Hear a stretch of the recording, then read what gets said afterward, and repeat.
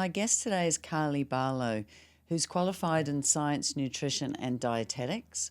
She currently works in a private hospital here on the Gold Coast, and she also features regularly on Channel 9's Living Proof TV show as their regular dietitian. She also has her own private practice called the Metabolic Dietitian, where she specializes in cardiac health, diabetes, fatty liver disease, and kidney disease, and takes a holistic approach to helping her clients in lifestyle changes and nutrition. And a lot of patients, when I speak to them, they've heard of all these things like cholesterol, HDL, good, bad.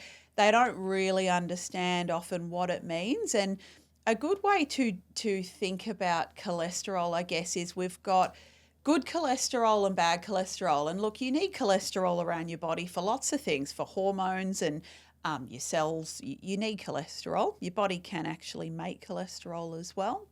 But I think about it in terms of like a bad cholesterol or LDL is floating around your body and you've got a bit too much of it. So that could be linked, like we said, to the high saturated fats, lots of deep fried foods and things like that. The good cholesterol we call HDL, and the reason they're good is essentially they're like a big garbage truck that goes through your body and picks up that leftover, mops up the bad cholesterol. Now that then comes back to your liver. So the garbage truck goes out. We want more garbage trucks. So this is why your doctor wants you to have high HDL, is that those garbage trucks are essentially going around and mopping up stuff around your body, taking it back to your liver and then processing it and getting it out of your body. So a diet that's more a Mediterranean diet and with those healthy fats creates essentially more garbage trucks and better HDL. So when you're looking at those blood tests that we ask patients to provide as part of their metabolic health assessment, I'm looking at making sure they have good levels of HDL and low LDL, and this is all related to the quality of fats in your diet. And the higher the HDL actually does offset the LDLs, doesn't it? So the more high density lipids you can eat, like your avocados, fish, nuts, like you say. I love that analogy of the truck coming and mopping up, taking it to the liver.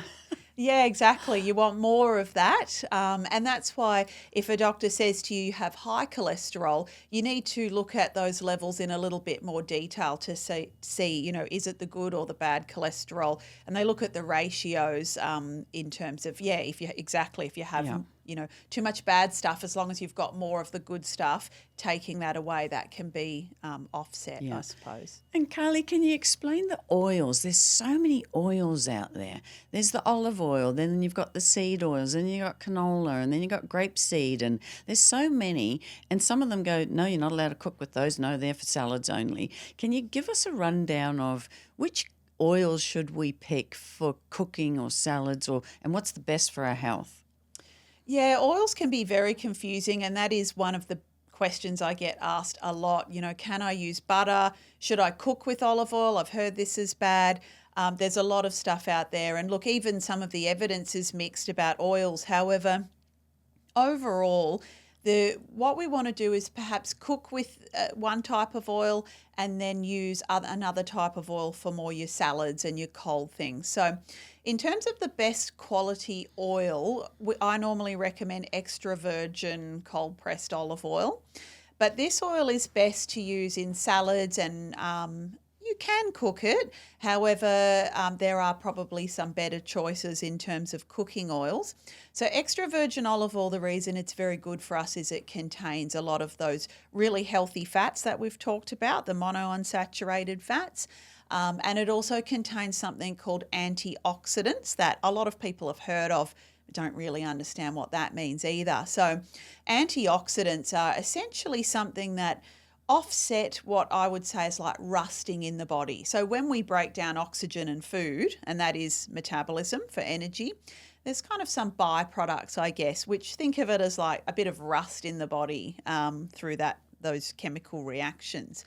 Now, when we have healthy fats and they're not cooked, like extra virgin olive oil, they contain antioxidants, so help, I guess, mop up the damage from that, which reduces inflammation and problems in our body. Now, fruits and vegetables also very high in antioxidants. So coming back to that question about oils, your extra virgin cold pressed olive oil, very good for the health in that respect.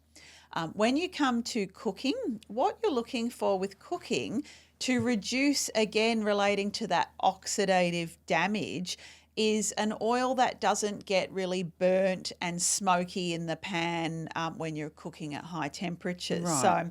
So, when you cook, Alex, and you burn things and it goes black and smoky, hopefully you don't do that often, that puts an oxidative stress in your body when you eat those foods. Now, oils heat up differently. So we get what's called the smoke point of an oil. And you can even just Google this and you'll get the smoke points of oils come up on the internet. But essentially, you want to cook with an oil that doesn't get black and smoky at high temperatures, meaning you eat less of that damaged stuff in your body. Now, the oils that are that can heat up quite high without getting damaged are things like rice bran oil and avocado oil, some other vegetable oils and refined oils. They heat up. They have what we call a low smoke point. So they don't get as smoky. Now, olive oil is okay. It's around the middle, but olive oil does get smokier quicker. So better to be used more in your salads and things like that. That's why they say that with olive oil, that it's good for salads because of that smoke point.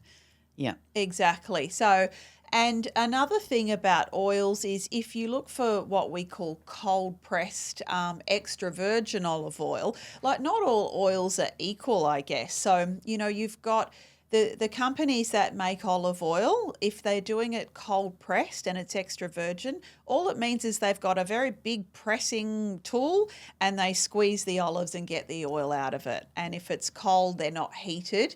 And that retains all that healthy goodness that we know is in olive oil. Right. Now, if you get ones that aren't labelled cold pressed extra virgin, what that can mean is that they've extracted the oil from those olives using high heat or even chemical ways, and that just ruins some of those healthy properties and isn't so good. Right. So that's why looking for good quality oil is important as well. So the cold pressed, we all go for the cold pressed is the best. Yes. Retains all the properties in there that you need. Exactly. Right. Yeah. Perfect. Okay, I want to talk about fasting, because I know you talk about fasting on your website, and there's so many different versions of fasting. There's the 16-8, 16 hours of fasting, 8 hours of eating window. Then some people talk about, let's just fast for 1 day a week. Other people fast for 3 days. Can you tell me, the first question, is fasting actually good and healthy for the person? Yeah, look, it really depends on the person. Everybody loves fasting, and for some reason, people are attracted, I think, in practice to more extremes in diet. So we get, do I need to be vegan, carnivore? Should I do fasting? You want to bring the diet back to healthy basics first of all. So I think, however, fasting for some people can be good for your health, where you give your body, I guess, a little bit more of a window of a cleanup time, let's say. So if you go to bed and eat fairly early, go to bed and have a long window between then eating breakfast, your body has a process, and it's called autophagy, and that essentially is just a big cleanup, again, like garbage trucks going through your body, your cells cleaning up any of the debris. If you're throwing in a lot of food constantly, your body never gets into that fasting mode. And, religions over the years, and there's been fasting around forever, and it's almost like intuitively we know sometimes we have to give our bodies a little bit of a break, I guess. So fasting can be good. However, if you go from a diet that's, say you've been told by your doctor you've got a cardiovascular risk or something, and you're thinking, okay, how can I get healthy? Should I try fasting? I would encourage you to first of all come back to the basics of getting healthy with your protein, your vegetables, healthy fats. Eat regularly 3 times a day. And then what often people find is if they start getting more protein in the diet, healthy fats, reducing carbohydrates, and we can talk more about that, you actually don't get as hungry, and you get, I guess, more blood sugar stability. And then people often find just naturally they start to be able to give a longer time between food, helping that cleansing process of the body.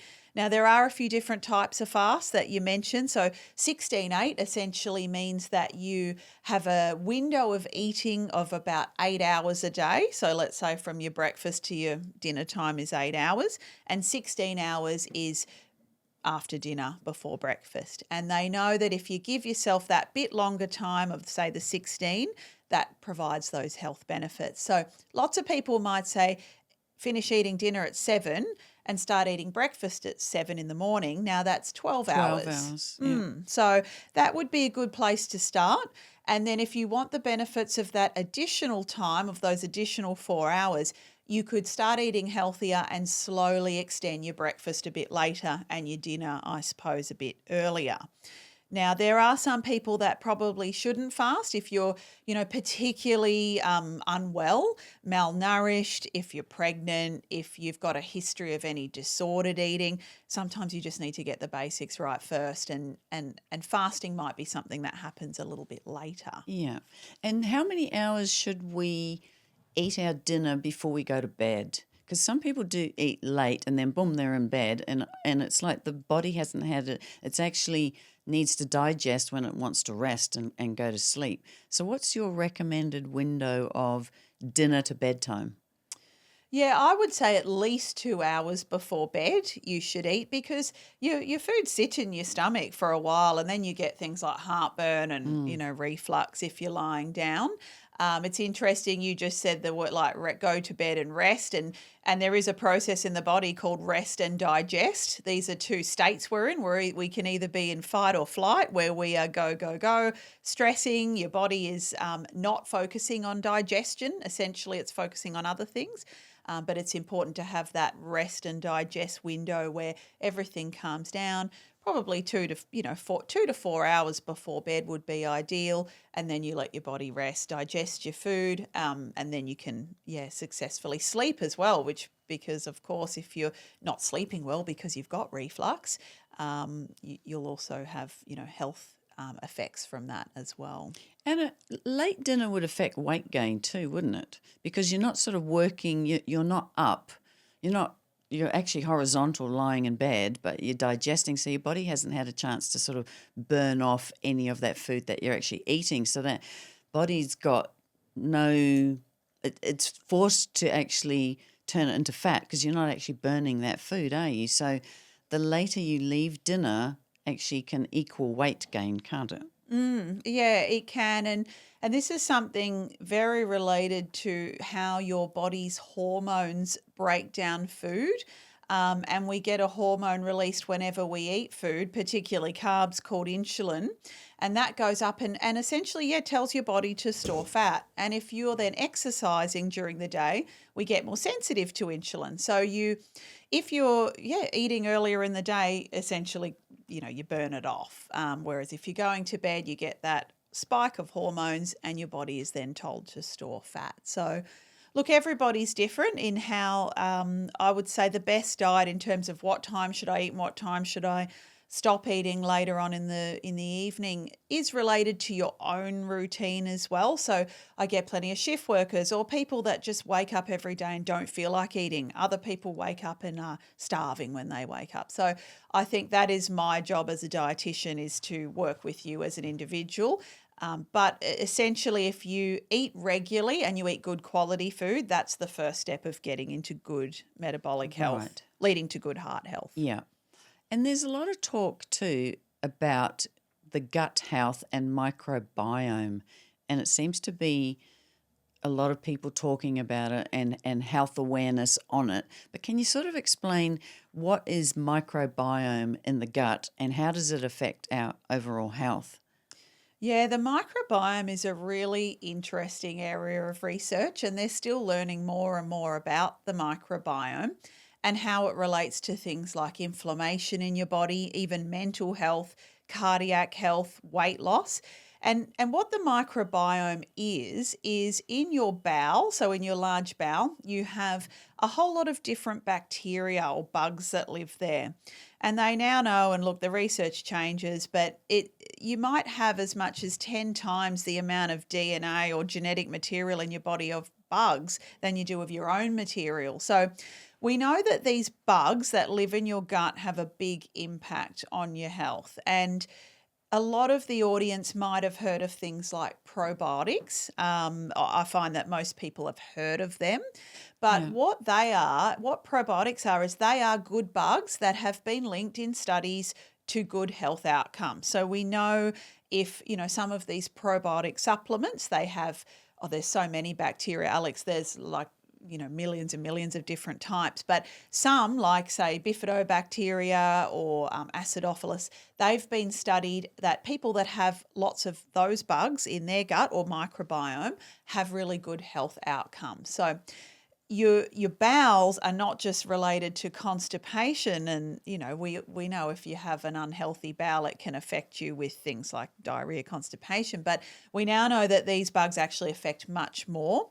And if we eat healthy foods, and this is all our vegetable foods, our plant foods, nuts and seeds, we then provide food for these bugs in our guts, and then they digest that and they produce these healthy, let's call them chemicals, that go through our body and reduce inflammation. So, and they've actually done studies, Alex, that patients love to hear about, where they get, say, an obese mouse, so an overweight mouse, and a thin mouse. They genetically breed them like this. And they get the poo from the fat mouse and put it into the skinny mouse as like a fecal transplant. And then they feed them the exact same food and the same exercise, and the skinny mouse becomes overweight. Now, there's a lot of nuances of whether this applies to humans, but we can see that those bacteria or your microbiome might even affect your ability to store weight. Which is really interesting. It's fascinating, isn't it? The fecal transplants. I've heard of that, and that people are having fecal transplants.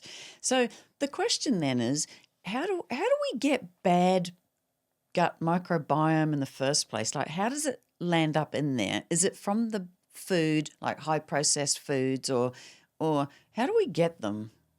Yeah, so a poor gut microbiome can be the result of a few different things. When you have a round of antibiotics, which might be necessary for you if you've got infection in your body, this kind of kills all the bad bacteria that's in your body, but can also kill that good, healthy bacteria that we've talked about. So that can be one thing. And if you have patients that have had infections and been unwell or surgeries, that they need those antibiotics, but this can damage the gut microbiome. You've also got people that eat really lots of refined processed foods and not a good variety of those plant foods and vegetables, nuts and seeds, fruit, whole grains. If you eat, the same old foods day in, day out, quite refined, you're having cereal for breakfast, a pie or a bread roll for lunch, and then just some chips or potato or meat for dinner, you are not providing fuel for those good bugs in your gut. So that can lead to that poor microbiome. And one of the things I do get asked about, Alex, in practice is, so we've got those probiotics that people have heard of, but what are prebiotics? People often say to me, I've heard about these pre and probiotics. So prebiotics are food for the bacteria. So the bacteria are probiotics. So to get a healthy gut bacteria, you want to eat probiotics that are putting the good bacteria in. So this is your probiotic supplements, yogurts, fermented foods, things like that.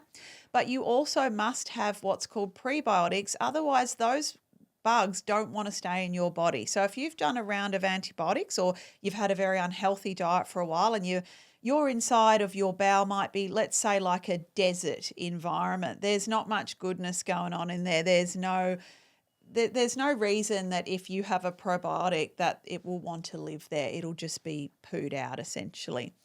What you need to do to get a good, healthy bacteria microbiome in your gut is eat prebiotics, which are the big variety of those fruits and vegetables. That then goes into your bowel, and let's say it turns that desert into more of a rainforest environment, and then the bugs want to stay there, populate, and then you start really reaping those health benefits of the good bacteria are there, there's a good diversity of bacteria, and they're secreting these chemicals that are reducing inflammation in your body. So therefore, if somebody's having a very narrow diet, like you hear of the carnivore diet or the keto diet, is that therefore not narrowing the gut microbiome? Because, for example, a carnivore diet, all they do is eat meat. So wouldn't it be narrowing the amount and the variety of the gut microbiome in there? So the question then is, and you've said it before, is that we really need a variety, don't we, instead of these really narrow diets that people are on? Yeah, that's exactly right. So when people go on an extreme diet, like let's say a carnivore diet you mentioned, they might initially get some gut relief because you're putting in no fiber into your body. And fiber is like let's say a big scrubbing brush that keeps your bowel and your body clean. So if you've got some bowel upsets and you suddenly put no fiber in, initially you can have some symptom relief, feel quite good. You also often, if you're going to a carnivore diet from let's say an unhealthy diet of just eating lots of refined foods, you're then getting a lot of protein and you're getting some good nourishment. The problem with those diets, though, relating to the gut microbiome and the diversity, is that then, like you said, you're creating more of a desert. There is no food for good bacteria. And so over time, this can lead to that reduced health benefits. And Alex, they have actually done studies with people monitoring things like their gut microbiome and health outcomes. And they've narrowed down that the amount of variety of food that you need to eat of those healthy vegetables, fruits, nuts and seeds is about 30 different plant foods a week. So if you can incorporate into your diet 30 different plant foods a week, and this includes spices, herbs, things like that, that will fuel those healthy bacteria and get that health benefit for you. So patients will often say to me, 30 a week. I teach this, sounds like a lot. I'm thinking that now. 30 a week is a lot. Yeah, so a lot of people I can't even think of 30 vegetables. Yeah, and a lot of people, we typically eat our staples each week. So Yeah. I find most people, they don't eat McDonald's and Domino's pizzas all day, every day. That's not why they're unhealthy. But what they do is they eat the same thing every day. So they might have the same lettuce and tomato in their sandwich every day. They might have the same broccoli, carrot, and potato for dinner every night. The same nuts, they just buy almonds and cashews every week. Now this is good for you, but it's not getting you to that magic number of 30 plant foods a week. So all you really need to do when you're making your foods is add in a few different herbs, like add some parsley to your salad, some dill, try a different type of lettuce. If you had cos lettuce and spinach this week, get a different type of lettuce. When you're buying nuts and seeds or thinking about buying a breakfast cereal, don't buy a packaged cereal, buy a variety of pumpkin seeds, walnuts, sunflower seeds, throw some cinnamon on there. Make your veggies, if you've always bought the same old broccoli and carrot every week, try buying some capsicum and squash the next week. This will very quickly, if you're having a couple of different veggies at dinner, a couple of different things in your salad at lunch, and a couple of nuts and seeds on your breakfast, very easy to add up to 30 over a whole week then. Okay, that makes more sense because I'm thinking, oh, God, I'm a creature of habit. I have the same lettuce, I have the same broccoli. I do all of that. So, in other words, we need to have that variety. And when you explained it like that, it's like, okay, I think I can do that. Yeah, that makes it a lot easier when you say that. Just change your variety of nuts, change your different type of a lettuce, change your different type of a broccoli. Yeah, we can all do that. I'm sure the audience, we can all do that. Yeah, it's pretty easy to do. And then it also, has those other benefits of the things that we've spoken about earlier. If you're adding then those different nuts and seeds, you're then getting those good healthy fats that we talked about. You're then getting fiber, which helps in your diet. You're getting the microbiome, you're getting the antioxidants. So all of these, by just getting that variety and just thinking, okay, what can we eat this week? We're making a salad, let's try different things. You're getting so many other benefits as well. Yeah. And let's talk packaged foods. And there's so much sugar and salt nowadays in packaged foods. And I've always said the real food in a supermarket is the first two aisles, your fruit and veggies, and the rest is pretend. So limit the amount of boxed items that you have in your pantry. And when you look at it, it's got so much salt and sugar in there, isn't it? It's like we're all addicted to salt and sugar. Oh, 100%. And I say the same thing as you, Alex. The less labels you read, the better. So people will often ask when I teach cardiac health at the hospital, what do I read on the label? What do I read on the label? I'm like, look, the less labels you're actually reading, the better. Obviously, there's some foods that people typically eat that we do need to read the label unless you're making your own and you've got all that time. But things like yogurts, breads and cereals are three things that people typically do buy. Sauces would be another thing. Yeah. So what you want to read less labels first of all. I would look, when you're reading labels, coming back to a good cardiac diet, you want to minimize salt in your diet. And this doesn't mean you can never add some salt and pepper to your food to flavor it. But all those foods that you've just talked about, Alex, like the refined packaged foods, you'd be surprised like how much salt is in that compared to adding a little bit of salt in the salt and pepper shaker at home. It's so much more than that. So when you're reading labels, and look, there are some good online resources too about label reading if you just want to have that, as something on your fridge to look at. But you typically want to eat under about a teaspoon a day of salt, which that's around about 2,000 milligrams, let's say. I would just look for products without getting too much into counting and remembering. Just look for lower the better. And there are some good brands now of things like tomato sauce and cereals and breads that are much lower in salt. Whereas there's some things like Asian stir-fry mixes that have like double your salt intake in just one little bit. So, and they're not always in salty foods as well. So this is the same with sugar. Sometimes you might have a sweet cereal, but actually it's full of salt, and that's because salt's a preservative in food. So looking for lower salt is good. I would also look at the overall carbohydrates, and we can talk a bit about carbs because we haven't gone too much into that yet. Yes, please. Yeah.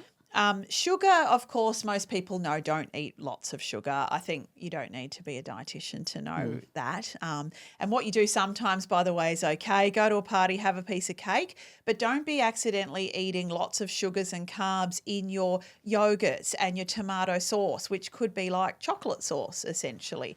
So it's important. Look, the recommendations are keeping under about 10% of your daily intake of sugar. So we would look for things, say, under 10 grams per 100 grams. But I find in practice no one really remembers that. But what I would do is just look to minimize the carbohydrate. Unless you are running marathons and you're really active, you're not overweight, you might need a bit more of the carbs in your diet. And just explain, Carly, carbs, your pastas and your breads and... Yeah, so that's a really good question because carbs are so diverse, Alex. So carbs can be sweet potato, brown rice, beans and breads and cereals, or they can be Coke, donuts, packaged food, things like that, and sugar. So with carbohydrates, what you want to do is, again, common sense, go for healthier carbs. I don't think you'd have to be too well-versed on nutrition to know that chocolate sauce is more unhealthy than sweet potato. But with carbohydrates, we use them for energy. So metabolically, we eat food high in carbs and it gives us some energy. The problem is, and this is related to this fat around our organs we spoke about, this visceral fat, if you eat an excessive amount of carbohydrates for you as an individual and you're starting to gain weight, this is what's bad for you. So I would look, if you're not overweight, you want to go for healthier carbs, more vitamins, minerals, put your blood sugar up a bit slower. And I can get to glycemic index. Yes. This is something people always ask about is GI. But there are foods that are the healthier carbs like your beans, legumes, pasta and rice. I would typically aim to still keep that to about a quarter of your plate. So back to that plate model with the protein, palm of your hand, half of your plate is veggies. The other quarter of your plate would be your healthier carbohydrates.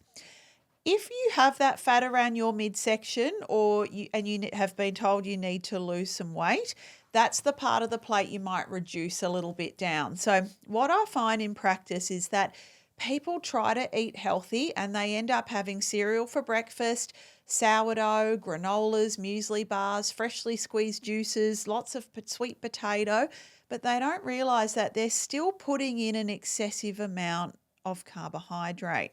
And they should actually be reducing that, even the healthy stuff, to that quarter of the plate, but filling up with more of the other vegetables and protein. So that's one thing. Consider, is that bowl of muesli, is that a quarter of your plate carbs and protein and other things, or is it just all carbs?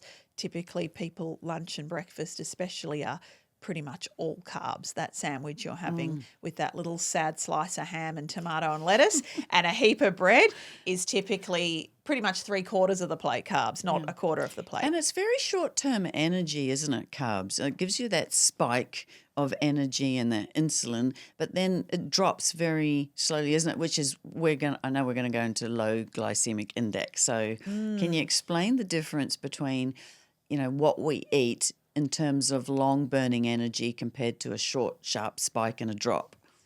Yeah, very good analogy for this is like burning logs on a fire. So when you throw in, let's say, what we call high GI or high glycemic index carbs, these are what put our blood sugar up very, very quickly. So when you're burning a fire, when you've got to throw newspaper or kindling on the fire to get it going, that's like what these refined high GI carbs are. This is your white bread, your Coca-Cola, your white rice, all those kind of white carbs and sugars. They put your blood sugar up very high. So the newspaper on the fire gives you a quick burst of energy. So if you're lower in energy, you have some white bread or a jam donut, you're going to get a quick spike of sugar. And your blood sugar is going to go right up very quickly. Think your kids at a party, they're having all the sugar and they're like full of beans and full of energy. Wired, yeah. So that's that. But as we all know, when kids are at a party, what happens later is that the blood sugar for these high GI foods comes crashing down and then everybody starts fighting and has a tantrum. So, and this is the same with adults. We can control ourselves a little bit better, but essentially that's your nana nap in the afternoon that you need to have because you've had that high carbs for breakfast and lunch and then you get that dip. So think of it on a graph. You've got big spikes and big dips and big spikes and big dips of blood sugar. And this isn't good for the body. With low GI or low glycemic carbs, so this is more your basmati rice, sweet potato, nuts and seeds and beans, you get more of a gradual rise in blood sugar. So on a graph, it's like a slow rise and then a slower fall, so much more stable energy, so you feel better.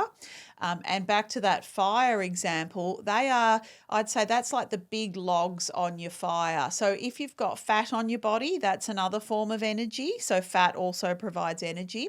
So we want to throw less kindling on the fire and we want to get to burning those big logs. Because, if you ever light a fire, Alex, when you start getting down to the big logs at the end of the night, when you've stopped throwing newspaper on constantly, that's the really good, long, sustained energy or sustained fire. So what I like to say to patients is, yes, the quality of carbs and the GI is important.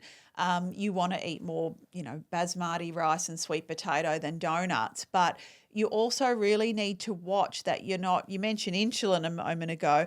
That's exactly what happens. Your body produces that insulin when you eat the refined carbs. And if your insulin's constantly high, your body can't access those big logs on the fire.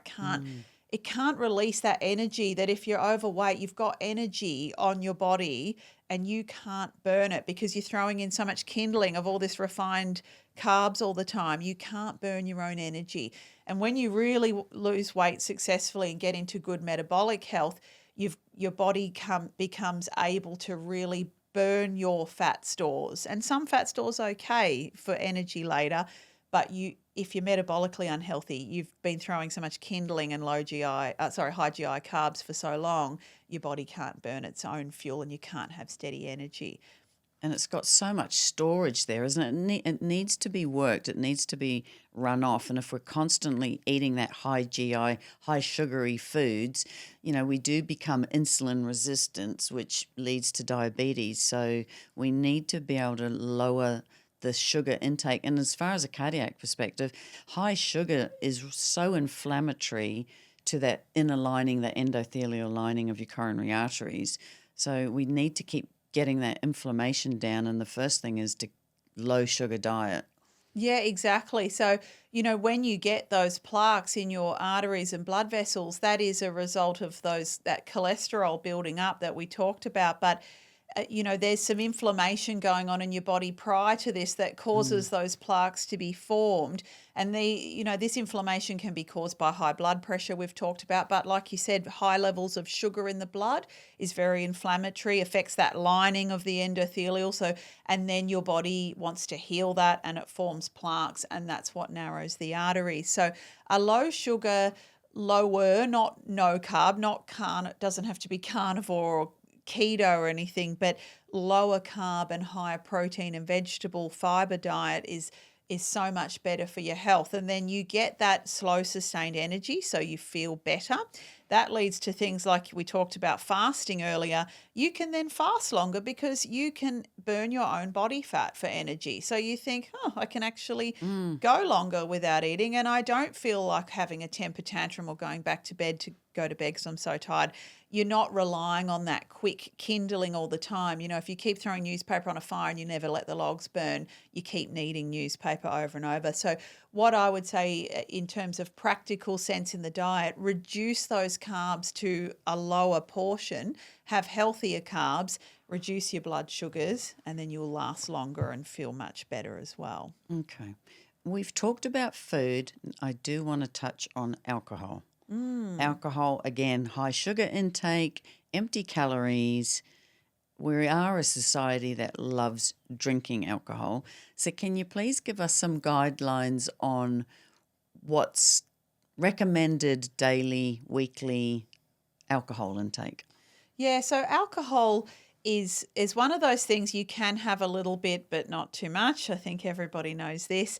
Look, any alcohol is somewhat damaging to the body, but the guidelines are that you should have alcohol-free days each week. So if you're drinking constantly every day, you are putting a burden on your body, like you said, through raising your blood sugars, because these all provide calories, but also your liver then has to work hard to clear that alcohol from your body. So we know this isn't good for you.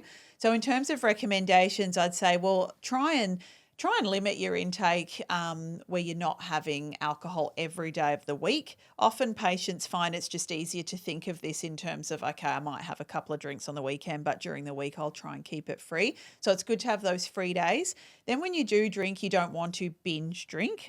So no more than a couple of glasses of alcohol. I mean, there's different, you can even Google this, but depends on the alcohol, how much you can have. Obviously, the stronger stuff, you can, have a little bit less. But I would say if you're looking at things like a glass of wine, the trap people get into is they say, well, I have only had 2 glasses of wine. That is the recommended amount. I only drank on the weekend. But that big fish bowl of wine that you're how drinking, big is the glass? is not a standard serve. So when the recommendations come out that you should just have 2 glasses of wine, a standard serve of wine is about 100 ml. And if you pour that into one of your big fancy wine glasses, you'll find it is a very small amount. So It's so funny because I would ask that to the cardiac patients as well and say, you've got a bottle of wine, it's 750 ml. How many glasses do you get out of there? And they go, about 4. I go, no, it should be about 7.5 glasses because nobody knows what a standard drink is anymore. Or a shot is actually 30 ml. Or beers are different. A can of beer is like 1.4 standard drinks. A full strength beer is 285 ml guideline. And like I would always say 1 to 2 standard drinks, and definitely a couple of dry days in between there, and a maximum of no more than 10 drinks a week. And even now studies are coming out that say less is best, and that alcohol is a toxic and it's a poison. So the less alcohol you drink, the better. And we used to, you look at smokers and we all now accept that smoking is, bad for you in any dose, I suppose. And we might not want to hear it with alcohol. because it's such a big part of our culture. And I think it really hits home for a lot of patients how much they're drinking when they come into hospital sometimes, and the doctor will put them on a withdrawal chart like they're an alcoholic, and they'll say, I'm not an alcoholic. I only drink like a 6-pack, or I have a bottle of wine with my husband every night. And the doctor's so concerned they're putting them on a withdrawal chart like they're an alcoholic. Right. And it really hits home to them that, oh my gosh, that amount I'm having that I thought was just everybody drinks like this is actually Not excessive. the norm. Yeah, exactly. Yeah. So what's something about nutrition that people would be surprised to learn that you know of? I think the biggest thing that people get surprised to learn is that the diet that they think is healthy that they're eating is actually not as healthy as they think. So people often say to me, they're eating cereal for breakfast, sandwiches for lunch, but they're using multigrain bread. They're using healthy mueslis. They're not eating Cocoa Pops. They know white bread's not good for you, but they wonder why they're overweight, have cardiac issues, and are heading into pre-diabetes and high blood pressure. And they're often surprised that they didn't realise how much sugar was in those health foods that they're eating, all those muesli bars and all those sauces and things. So I would say if you can, and not everyone wants to use an app, but use an app. There's plenty of them. They can be free, like MyFitnessPal, MyNet Diary, and put in some of these foods you're eating and just see how much sugar and carbs is in your diet, because you might be surprised that you're getting hundreds and hundreds of grams of carbohydrate through eating a healthy diet. And, I had a patient in hospital the other day having a leg amputated with uncontrolled diabetes, and he was trying his absolute best to eat a healthy diet, and he had a whole lot of fruit, like fruit juice, orange juice, sweet yogurts, granolas and sourdough. So he'd moved to a grainy sourdough from white bread, and he just couldn't understand why his blood sugars were high. I'm like, you are eating all that stuff. He was adding honey instead of sugar. That's another one, Alex. Like, he's like, I've switched from sugar to honey in my coffee. I'm adding honey in my tea. I'm like, you need to cut all of that out.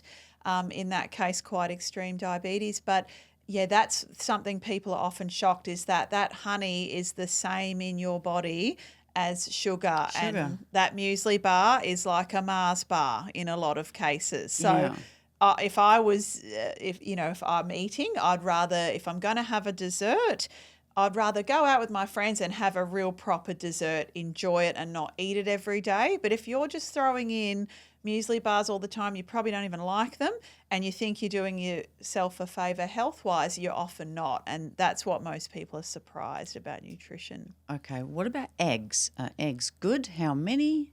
Yeah, so eggs is, that's another thing get asked about a lot.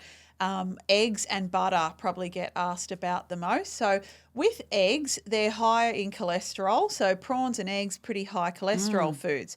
So we got told many years ago, the science was that if you ate too many eggs, you might get high cholesterol. We now know eggs are actually a very nutritious food. They're full of vitamins and minerals, and look, they're a whole food. Great. So I love my eggs. Yeah, so don't worry, don't have to give up your eggs.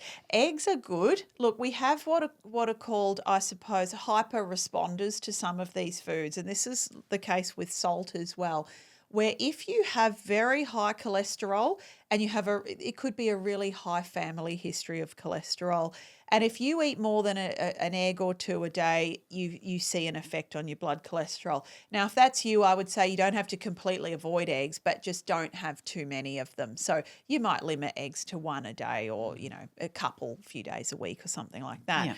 Yeah. But for the most part, people can eat eggs and not need to worry about cholesterol. I don't know, Alex, most people, unless you're like a bodybuilder like Arnold Schwarzenegger, no one's ever said to me, I had 10 eggs and I couldn't stop eating them. Like, they just don't do that. So typically 2 or 3 eggs would be all you'd probably eat in a day anyway.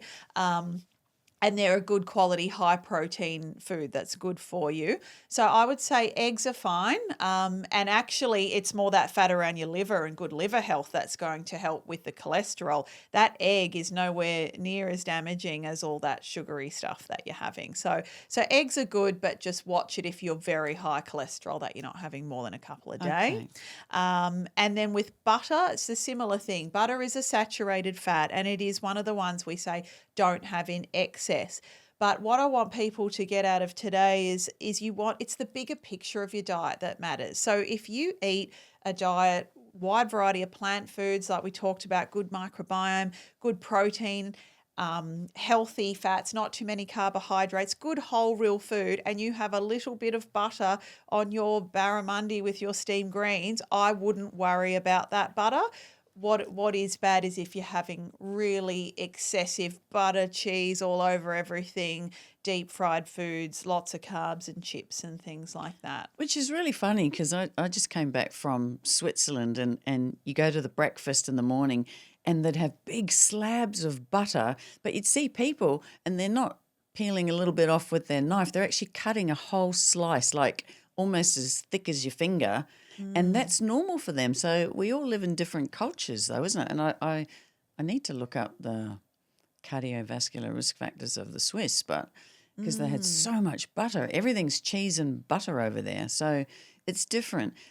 You talk about sourdough, and I want to know because I make my own sourdough. I've got Freddie in the fridge and I make my own sourdough, and then I can put seeds and nuts and everything in it. Is sourdough better than normal bread, or is it still a no-go as far as a starchy sugar? Sourdough is a good bread. It's all, again, about that context of your diet. So if you're lean and healthy and eating lots of vegetables and protein and you have a bit of your homemade sourdough with all your nuts and seeds, that would be a good choice. Where people go wrong is if they have excess visceral fat around their organs, and then what they are eating for the most part is lots of carbohydrate. So if you just have a couple of bits of sourdough and jam or Vegemite on them, and then the rest of your day is a bit more sourdough at lunchtime, or then it's not good. It's about though the quantity, and if you're overweight, I would encourage you to, and you don't have to count this as such if you come back to that plate model, but try and keep your carbohydrates under about, look, it depends how tight we have to go. If you're very unwell, we might go a bit stricter on you with carbs, but between, say, 50 and 100 grams a day might be for a healthy person of carbs. Now, a slice of sourdough, to put that in perspective, is about 15 grams of carbs. So you can have your slice of sourdough, but you're also having all the other stuff. So I would say most people, to eat a healthier diet and not worry about things like, sourdough, is to have, maybe remembering back to that plate, a quarter of your plate. If you had a small slice of sourdough, a quarter of your plate, the rest of it was a big salad, you had some tuna or egg or something, or protein chicken on your sourdough, that would then be what makes it healthy. Sourdough is fermented, so it does have a little bit of that like pre-probiotic good gut health effect, that it is I guess a healthier bread in that respect. But if you're worried about pre-diabetes, weight, you've got excessive weight around your midsection, I would look for low-carb breads. Low-carb breads are typically then very high in fibre and protein, and they are the ones that I would eat if you can't give up your bread and you think, I can't give up my bread in the morning and my sandwiches, try and switch to low-carb breads or wraps so you still get that benefit. And they're not typically sourdough, but again then, Alex, if you're eating really healthy, doing lots of regular exercise, you can have your sourdough, and of course making it at home, like common sense, it's probably better for you than what you buy in the shops. So. Yeah. So really your take home, I love it, is that you don't, for a lot of us, we don't need to calorie count. It's look at the plate and, you've got your quarter on there of your proteins. The rest is your fibrous vegetables. I love that analogy because everyone can picture a plate on there. And I love that you say variety, 30 vegetables, spices, those sort of things we can have in a week.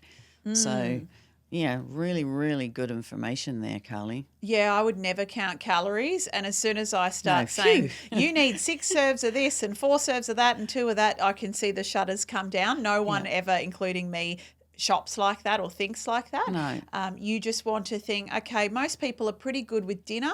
They have their protein and veggies, but start thinking, are most of those veggies carbs like sweet potato, can I reduce that portion of the plate but extend the other non-starchy veggies and protein? And then you've got lunch. Can you have more leftovers? Can you just grab some of that protein from dinner, like your roast chicken or some lamb or lean beef, and have that for lunch with some salad? Make that the healthy plate. And then with breakfast, watching things like your toast and cereals. Can you switch it to something higher protein, like a Greek yogurt, also high in probiotics? Greek yogurt with a mix of nuts and seeds, and then maybe some fresh fruit and berries, or a low-carb toast with an egg or some cottage cheese and sliced tomato on it. These are healthier ways of not having to count calories. I'd never count calories. I think calories in and calories out there is some truth to energy in and energy out. However, it's all about this hormonal response with particularly insulin resistance in your body. And it's, you can eat 1,200 calories of broccoli all day. It's not good for you. 1,200 calories of Mars bars. It's a very different effect on your body than a healthy, balanced diet. So forget about the numbers. We're not going to calorie count. Great. Yeah. Thank you so much. It's been such a wealth of information. But I do want to ask you some personal questions now. So how would you describe your perfect day? Yeah, look, my perfect day is being able to just sleep in and go to bed.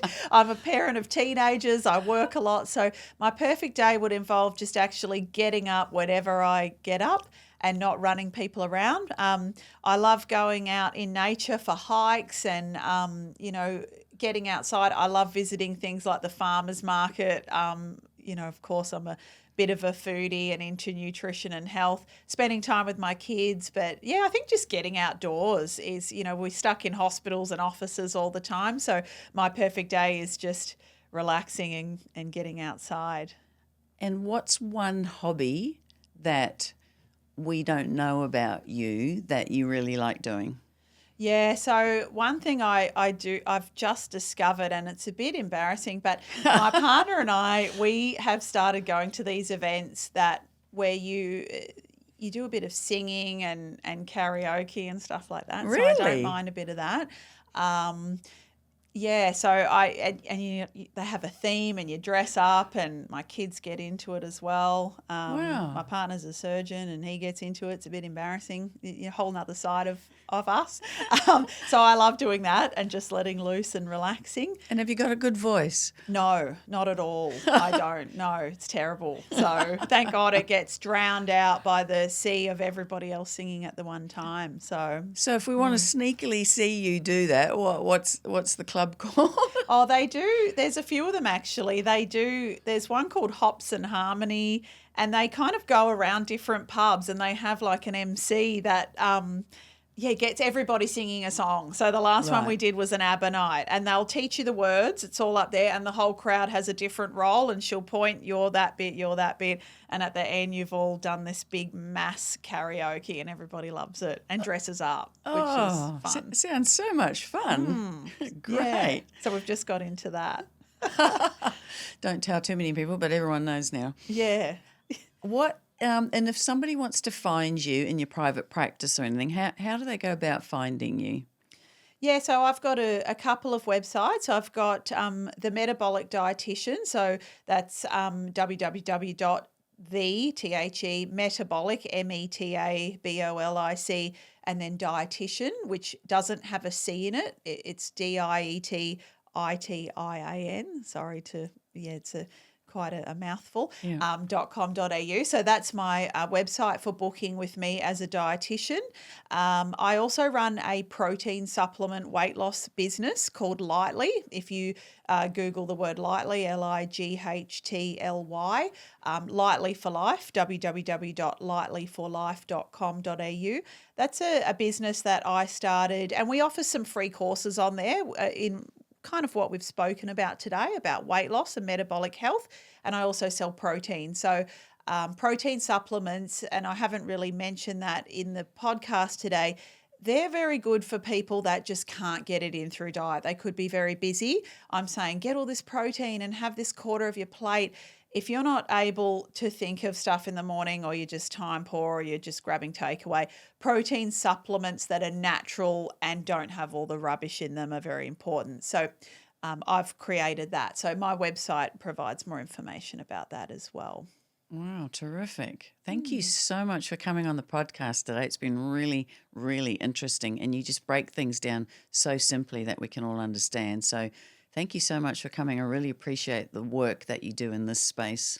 Thank you for having me. Pleasure. Love spreading the word on health and nutrition. Thank you.